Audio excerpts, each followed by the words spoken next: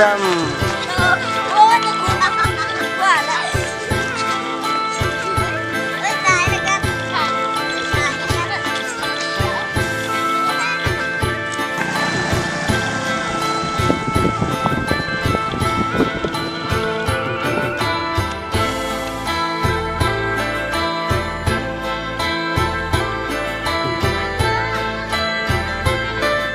เบิ่งของอยู่ของกินนี่แม่นี่ไม่ยากกันนี่แม่หมูป่าหมูบ้านเพิ่นสร้างเอาขี้เหงื่อออก เราไปใส่ป่าเราเข้านี่มีแต่เราบักไงนั่นคือบ่งบอกถึงความอุดมสมบูรณ์ของให้หน้าตะกาเบิ่งบ่าวเบิ่งแน่บ่าวขอเบิ่งแน่ตุกกบก็มีตุกกุ้งก็มี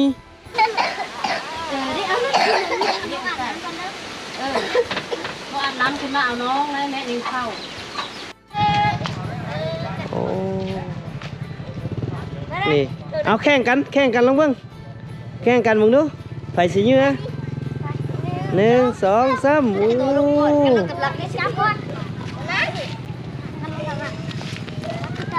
นี่ท่านผู้ชมวันนี้คือบ้านเขาเอิ้นว่าการซับมะข้างเนาะซึ่งเด็กน้อยอยู่ในของเขตชนบทนี่เพิ่นจะมักลิ้นเนาะบ่ตะข้ามก็เคยผ่านจุดนี้มาท่านผู้ชมการซับมะข้างเนาะตัวนี้จะเป็นแข่งขันกันว่าถ้าผู้ใดปิ้นดนผู้นั้นจะเป็นผู้ซับท่านผู้ชมถ้าผู้ใดตายก่อนผู้นั้นจะเป็นผู้ถูกซับเนาะมาเบิ่งนี่โอ้มะข้างเพิ่นเหงื่อขนาดเพิ่นน่ะโอ้ยหมอนั้นชนะเนาะโอ้หมอนั้นชนะเนาะสบายดีเนาะท่านผู้ชมพบกับบ่ตะข้ามตะกายอีก1 EP เนาะกับการมาท่องเที่ยวเขตชนบทว่าจะเดินทางไปยังเมืองบัวลพาแต่ว่ายังบ่ทันฮอดบัวลพาท่านผู้ชมยังอยู่ที่บ้านหาดซอนเมืองยมราชแขวงขมวนอยู่เนาะซึ่งว่าเส้นทางสายนี้แม่นเป็นหมู่บ้านเลาะแคมเซเนาะอันนี้ก็เป็นบรรยากาศเด็กน้อยอยู่ในของเขตชนบทบ้านหาดซอนนี่เพิ่นกำลังซับมะข้างอยู่ท่านผู้ชมก็เป็นความทรงจำอันเก่าแก่นะที่ว่าพวกเราได้รื้อฟื้นความจำในวัยเด็กของพวกเราเนาะในการซับมะข้างนี้อยู่ที่บ้านนาซอนเนาะนี่ท่านผู้ชมน่านเห็นบ่ปังเลยเนาะโอ้ตายมับรถอันนี้ก็ขอล้ำลึกความทรงจำในวัยเด็กสำนี้ซะก่อนเนาะ FC ท่านไหนหากเข้ามาเบิ่งไม่หรือว่า FC ขาประจำก็ตามเนาะบ่าวแต่คำขอฝากอีก1 2 ทางกับการรับชมผ่านวิถีชีวิตของครอบครัวบ่าวแต่คำเนาะกับ2 ทาง YouTube เนาะท่านผู้ชมเนาะเตียงคำ Family เนาะขอให้ท่านผู้ชมเข้าไปติดตามเพื่อให้กำลังใจครอบครัวของบ่าวแต่คำเนาะอีก1 2 ทางถือว่า2เตียงคำ Family นี่จะถ่ายทอดเรื่องราวการใช้ชีวิตของครอบครัวบ่าวแต่คำล้วนๆเลยเนาะท่านผู้ชมเนาะบอกว่าครอบครัวของพวกเราจะกินหยังอยู่ใสไปใสพร้อมครอบครัวบ่าวแต่คำจะเอาลง2เตียงคำ Family เนาะก็ฝากนำเข้าไปติดตามให้หลายๆเด้อให้มันผ่านกดไวๆเด้อท่านผู้ชมเด้อเพื่อเป็นค่าน้ำนมให้น้องน้ำเนาะท่านผู้ชมเนาะขอความกรุณานำเด้อท่านผู้ชมเด้อเดี๋ยวเราจะติดตามเบิ่งภาพบรรยากาศวิถีชีวิตอยู่ที่บ้านหาดซอนเนาะท่านผู้ชมเนาะ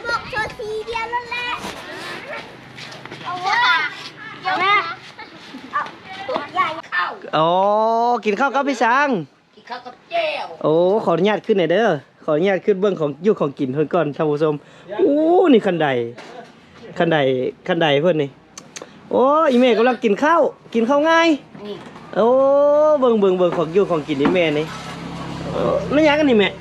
หมูป่าหมูบ้านหมูตลาดนั่นแหละหมูตลาดโอ้กับแก้วของกินเพิ่นกินผู้เดียวท่านผู้ชมโอ้คืออยู่ลาวเฮานี่นะท่านผู้ชมคือแขกไปไทยมาบ่สิลึงหรือบ่ลึงฮู้หรือบ่ฮู้จังซี่ต้องเอิ้นกันกินข้าวแล้วเนาะแม่เนาะคือเห็นหน้าแล้วต้องได้เอิ้นมาเด้อกินข้าวแล้วเนาะเฮาก็ต้องได้ตอบกลับเพิ่นว่าเชิญแซ่บคำว่าเชิญแซ่บนี่หมายความว่าให้เพิ่นหั่นกินข้าวแซ่บๆมันน่ะเป็นคำตอบรับคือเฮาบ่กินว่าสิเฮาเชิญแซ่บอีแม่ว่าสิเนาะแม่เนาะประมาณนั้นอันนี้คือ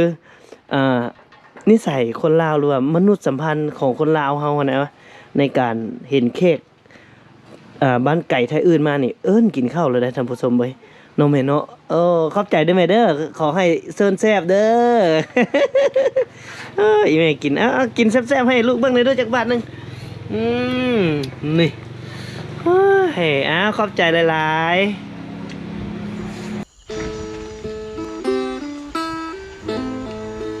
นี่นะท่านผู้ชมเฮาสังเกตเห็นบ่ว่า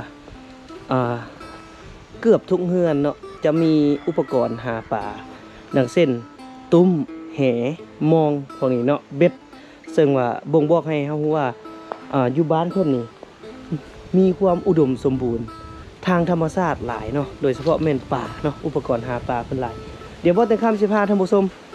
ย่างข้ามน้ำเซบังไฟเนาะเพื่อไปยังบ้านหาดซอนซึ่งเป็นบ้านเก่าเพิ่นเนาะซึ่งอยู่ฝากเซเบื้องนี้แม่นเป็นบ้านที่เพิ่นยกย้ายข้ามมาใหม่เนาะบ่แต่คำกับมาครั้งแรกบ้านหาดซอนเมืองยมราชเคยขมวนนี่บ่แต่คำจะพาท่านผู้ชมข้ามน้ำเซไปยังอีกฝากหนึ่งของน้ำเซเนาะซึ่งเป็นบ้านหาดซอนที่เพิ่นตั้งมาตั้งแต่โดนแล้วนะท่านผู้ชมเนาะเพิ่นว่าเพิ่นสร้างขัวไม้ไผ่ข้ามสำเร็จแล้วเนาะซึ่งว่าการสร้างขัวนี่ก็จะเป็นขัวไม้ท่านผู้ชมหาก็สร้างแล้วนี่เนาะนี่วิวธรรมชาติท่านผู้ชมเอ้ยงดงามอีหลี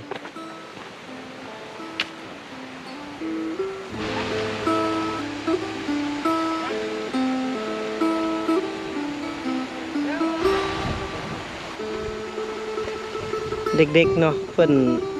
ลงมาลิ้นโอ้นี่ท่านผู้ชมขัวไม้นี่น่าจะเฮ็ดหากันแล้วนี่เนาะยังไม่ไหม้เลยนี่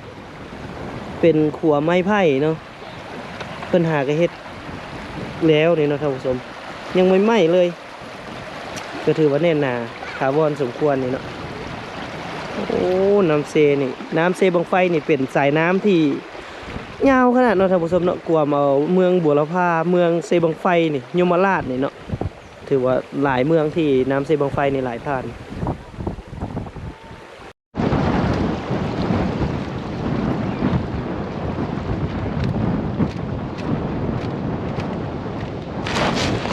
นี่ท่านผู้ชมหลังจากข้ามเซมาเนาะเราจะสังเกตเห็นส่วนครัวเนาะส่วนพักส่วนหญ้าที่ว่าเพิ่นมาปลูกไว้อยู่ตะฝั่งเซเนาะเพราะว่ามันไก่ตลาดเนาะเพิ่นก็เลยปลูกพักปลูกมีไว้กินไว้สมใส่ในครัวเรือนท่านผู้ชม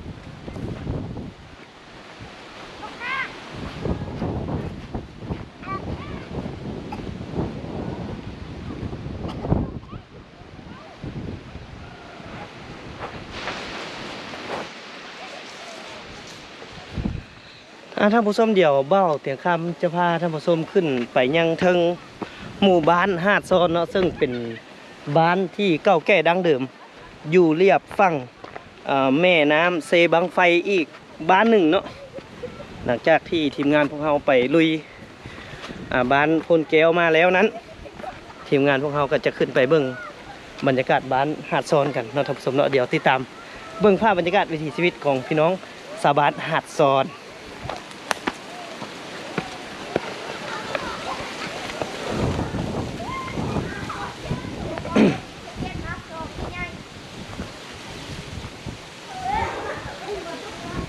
นี่อันนี้จะเป็นเฮือนซานเพิ่นอยู่บ้านทับซ้อนเนาะเด็กๆกำลังเล่นเกมตามวิธีของเล็กน้อยอยู่ชนบทเนาะโอ้บรรยากาศบ้านเฮือนนี่สงบสุขขนาดท่านผู้ชมแล้วก็เป็นบ้านเฮือนที่มีความมีแต่หลังบ้ากใหญ่เนาะอยู่บ้านเพิ่นนี่ก็งามอีหลีเอาสร้างให้ยังอันนี้สร้างกันตัวใกล้บ่สร้างมองไปใส่อันนี้วะจะเอาไปใส่ปลาเนาะโอ้ยังใส่ได้อยู่สันเนาะคนสร้างเอาขี้เหงื่อออก เราไปใส่ปลาสลายปลายังก็อันอยู่บ้านเท่านี้ถึกมองสำนี้ปลาจาดปลาน้ำนั่นล่ะเป็นประเภทปลาจาดนี่แหละชีวิตอยู่ล่องแม่น้ำเนาะแม่น้ำเซบังไฟกะใส่เบ็ดใส่มองหาอยู่หากินตามธรรมชาติท่านผู้ชม ขอบใจเด้อ โอ้นี่เฮือนเพิ่นโอ้ลีลาการสร้างคันไดขึ้นนี่ถือว่าการออกแบบที่สวยงามอีหลีเนาะสายไหมจากธรรมชาตินี่จะมีคันไดขึ้นไปแล้วจะมีบ่อนพักหนึ่งแล้วก็จังขึ้นไปยังประตูเข้าในเฮือนใหญ่นี่เนาะเฮือนเพิ่นก็ใช้ไหมจากธรรมชาติล้วนๆเลยแน่นหนาถาวรดีท่านผู้ชมโอ้บรรยากาศบ้านหาดซอนเมืองยมราชแขวงขมวนโอ้บ่ถึงคำกับมาครั้งแรกนี่ก็รู้สึกได้เลยว่ามีความอบอุ่นแล้วก็ธรรมชาติดีอากาศดีขนาดท่านผู้ชมวิวก็งามบ้านเพิ่นนี่ยอมรับเลยวิวงามอีหลีโอ้นี่เราเข้าเพิ่นโอ้มีแต่เราบักใหญ่นะพ่อเนาะโอ้เห็นบ่ท่านผู้ชมเราเข้านี่มีแต่เราบักใหญ่นั่นคือบ่งบอกถึงความอุดมสมบูรณ์ของให้หน้าตะกร้าแสดงว่าเข้าหน้าเพิ่นนี่น่าจะได้หลายสมควรเลยเนาะเดี๋ยวเฮาสิไปถามมึงอีพ่อกันบัดนึงว่าเป็นจังไดเข้าหน้าปีเมื่อกี้นี่ฤดูกาลปีเมื่อกี้นี่เนาะสบายดีพ่อโดยขออนุญาตเด้ออันน่ะเฮือนใส่เฮือนอีพ่อหลังใดอ๋อหลังนี้ท่านผู้ชมโอ้ได้บรรยากาศขนาดเฮือนเพิ่นบ้านหาดซอนเนาะเป็นบ้านเก่าแก่บ่พ่อบ้านหาดซอนเฮานี่ปกติแล้วอีพ่อชื่อได้บ่ว่าบ้านหาดซอนเฮานี่มาอยู่ตั้งแต่สมัยใดโยถามนี่เพิ่นว่าแต่สมัยฝรั่งปกครองนั่นแหละโอ้ที่ก่อนหั่นหวานนั่นแหละอันนี้ก็งิ้นเพิ่นนั่นแหละให้หน้าตะกาเขาประเทศอยู่ไสซะเพิ่นแล้วมันมีอันชายอันดงเด้ซั่นมีโพดกระวิดโพดนี่ก็ออกไปก็มีแต่ท้องหน้าเปื้อเลยอ๋อเป็นชนเผ่าหยังบ้านหาดซอนเฮากะเลิงเนาะกะเลิงชนเผ่ากะเลิงท่านผู้ชมบ้านหาดซอนแต่เว้าภาษาลาวเฮาเนาะกะเลิงนี่เนาะโดยโอ้อุดมสมบูรณ์ดีบ้านเพิ่นนี่ธรรมชาติก็งามอยู่ไกลฝั่งเซโอ้ยปูป่านี่บ่ให้เว้าเลยเนาะพ่อเนาะพอได้กินเอาขอบใจเด้อพ่อเด้อโดยขอบใจหลายๆป่าก็พอได้อยู่ได้กินโดย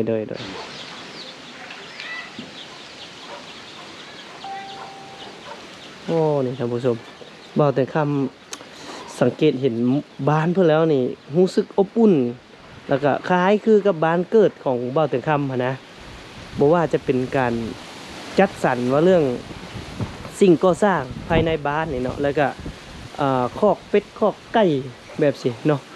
ดังที่ท่านผู้ชมได้เห็นอยู่ในคลิปของเบาแต่คำนี่แหละเนาะนี่เราจะสังเกตเบิ่งเล้าเข้าสั่งทุกอย่างได้ความเป็นลาวสุดเลยท่านผู้ชม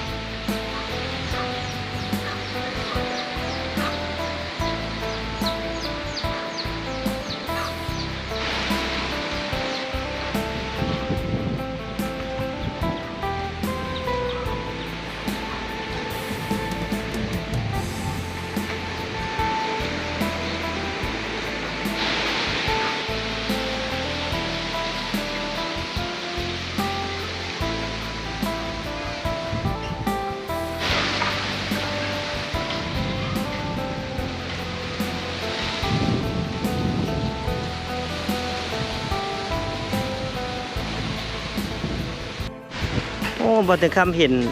ผู้น้อยเพิ่นกำลังมาแต่หากินไปกวดแหยงบ่ลูกบ่เบิ่งบ่าวเบิ่งแน่บ่าวขอเบิ่งแน่ใส่อันเจ้าได้หยังเนี่ยลูกเบิ่งโอ้ได้ตัวปลา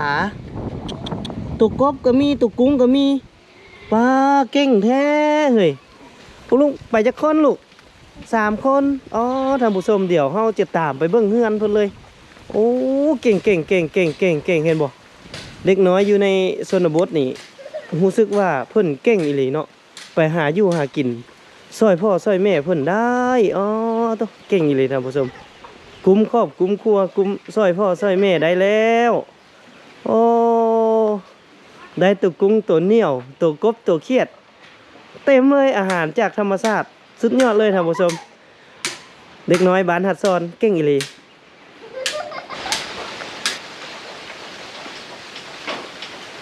โอ้ยท่านผู้ชมเลยเป็นตาอ่อนซอนเสียงลมพัดไม้ไผ่บ้านสีกันโอดเอ็ดแบบสิเนาะจังแม่นมีความสุขเดี๋ยวบ้านแต่ครับจะพาท่านผู้ชมเลาะเบิ่งโซนทางนี้เองเนาะอยู่ที่บ้านหัดซอนนี่เลาะซ้ำใดกะโบน่าเบื่อท่านผู้ชมออกมาใช้ชีวิตอยู่ของเขตชนบทแบบนี้โบน่าเบื่อเดี๋ยวเขาสิมาเบิ่งเฮือนผู้น้อยเพิ่นไปซ่อนโตกบโตเครียดเมื่อกี้นี่มาสู่พ่อแม่เพิ่นโอ้ยหูความสิไปถามเบิ่งพ่อแม่เพิ่นเลี้ยงลูกจังไดเนาะคือหูความแต่เนาะท่านผู้ชมเนาะโอ้ยขออนุญาตขึ้นเฮือนหน่อยเด้อแม่เด้อเลยเด้อ เพื่อนจะทุกข์อย่างนี้แหละ โอ้ยทุกยากบ่เกี่ยวดอกน้ำใจอันประเสริฐนี่เบิ่งว่าให้กำลังปั่นกันบ่นี่ ปัน โอ้ยขออนุญาตหลายๆโอ้ตัวกุ้งไปอยู่หนองเด้นี่ครับไปซ่อนเอานี่ จักแหละไกลแล้วเข้าไปเด็กน้อย โอ้พี่เพิ่นกำลังแบ่งกัน ผู้ได้ลูกเจ้าน่ะ ผู้ชาย ผู้ใส่วอร์มนี่โอ้เก่งแท้ สองคนนี้บรรลานมาลินน้ อืม ำนี่เอาเลยเขาอาบน้ำขึ้นมาเอาน้องแล้วแม่ยิงเข้า อยู่ใส่เฮือนเจ้า บอกเพื่อนเลยแม่นะ โอ้อยู่ภาคเซลท่านผู้ชมเพิ่นมาหาอยู่หากินน้ำกันแล้วก็แบ่งปันกันได้โอ้เบิ่งสัมภาษณ์มาอีหลานเนี่ยจักปีแล้วลูกจักปีละ8 ปีละพาหูหาอยู่หากินแล้วท่านผู้ชม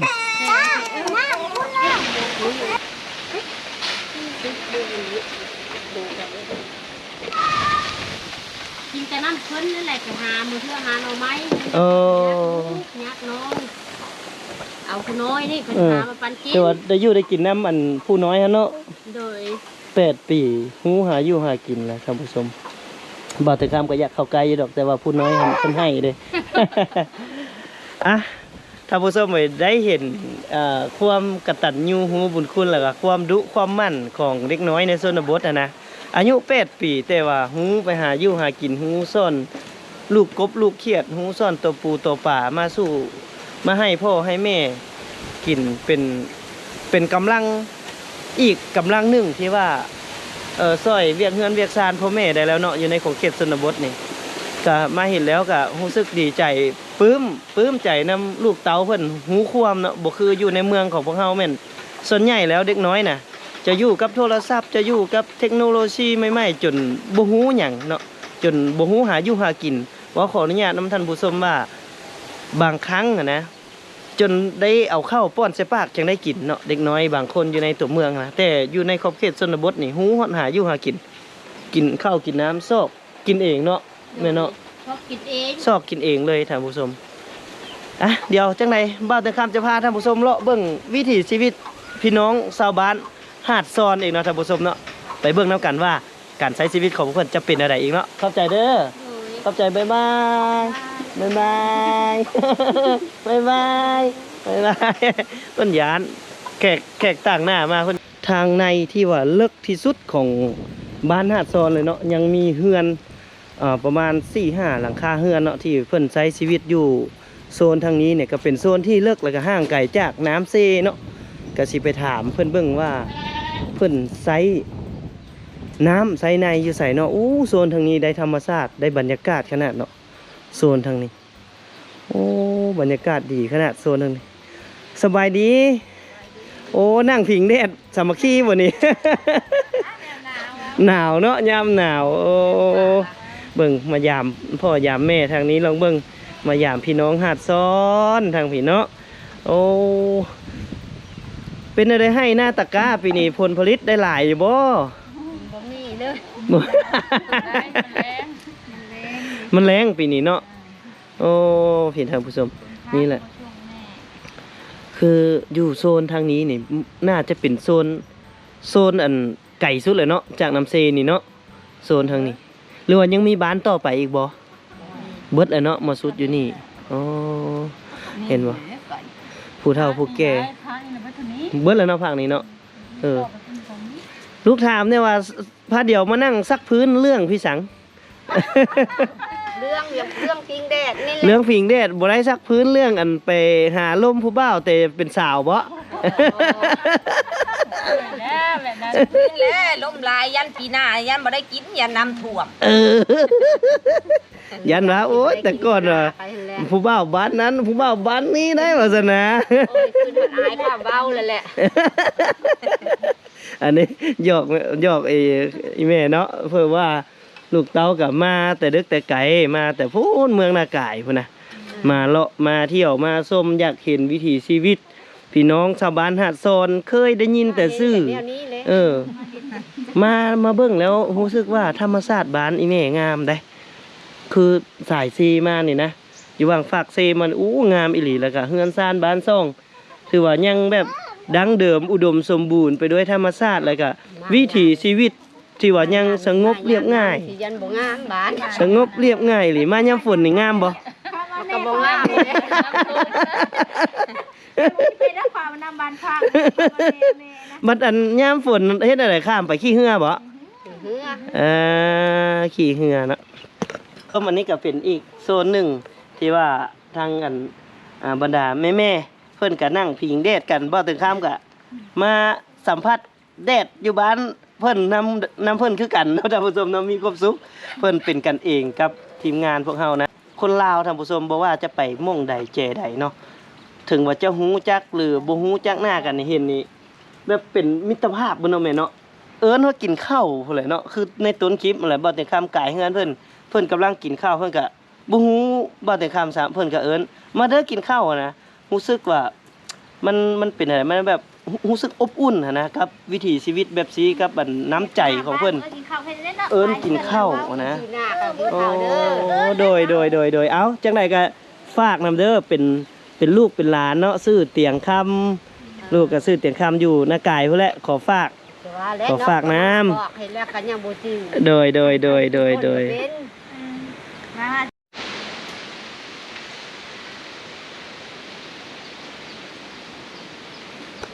นี่แหละท่านผู้ชมวิถีชีวิตของคนลาวเฮาอยู่ของเขตชนบทกะจะใช้ชีวิตแบบเรียบง่ายเนาะโดยเฉพาะคนลาวนี่มักตั้งบ้านอยู่ใกล้ๆกับแม่น้ำเนาะเพราะว่ามันอำนวยความสะดวกในการใช้ชีวิตนะบอกว่าจะเป็นการหาอยู่หากินการปลูกฝังเนาะคือในช่วงยามนี้นี่เพิ่นจะไปเฮ็ดสวนครัวอยู่ฝั่งน้ำเซเนาะแล้วก็ใช้น้ำเซหันเป็นแหล่งทำมาหากินหาปูหาปลาเพราะว่าส่วนใหญ่คนลาวนะจะติดพันกับธรรมชาติใช้ชีวิตติดพันกับธรรมชาติหลายเนาะท่านผู้ชมเนาะโอ้สบายดีพอเฮ็ดคอกแบะบ่ดี โอ้ซ่อมแซมมันเนาะเฮ็ดประตูให้คอกแบะเพิ่นท่านผู้ชมแบะเจ้าจักตัวล่ะ7ตัวเพิ่นกำลังเฮ็ดคอกแบะเพิ่นนี่แหละคือสัตว์เลี้ยงของเพื่อนอยู่ในบ้านหาดซอนนี่นะตามที่บ่แต่คันบ่แต่ครับสังเกตเห็นนี่ส่วนใหญ่จะเป็นแบะหมูเนาะส่วนใหญ่เนาะงัวควายคือบ่เห็นเลยอยู่บ้านเฮาไปงัวควายเพิ่นจะปล่อยอยู่ป่าบ่ได้เอาเข้ามาบ้านท่านผู้ชมส่วนใหญ่จะเป็นพวกเป็ดพวกไก่เนาะพวกแบะพวกหมู โอ้ยมันบ่ฮู้ความ เอาเดี๋ยวเราเลาะบ้านท่านผู้ชมบ้านนี้เราไปเลาะเบิ่งอีกก่อนเนาะ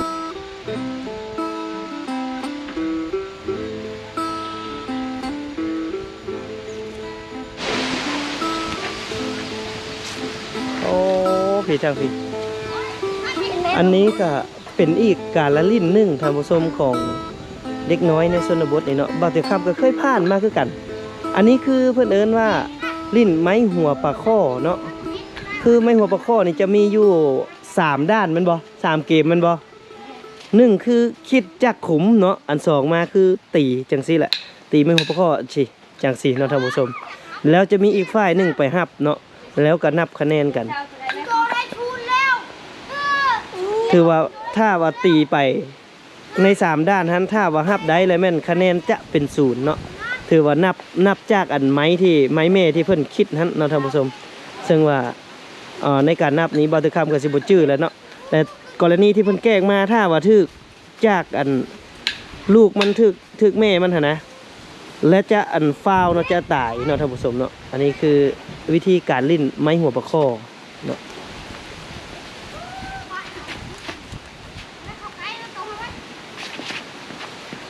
นี่ฮับได้เบอร์ซี่นี่ถือว่า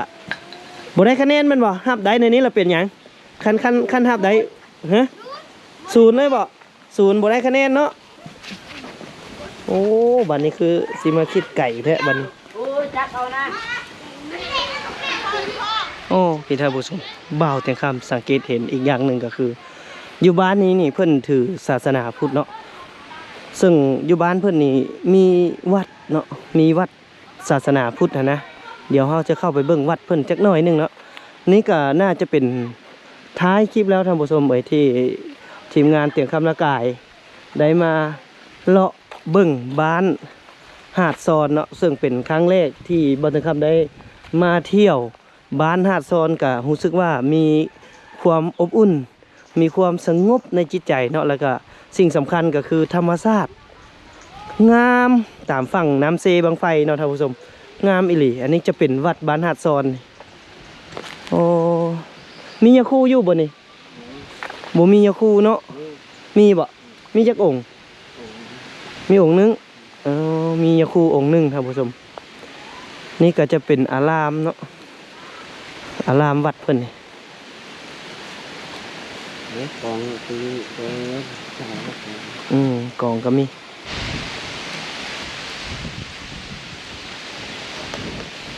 อันนี้แหละท่านผู้ชมไป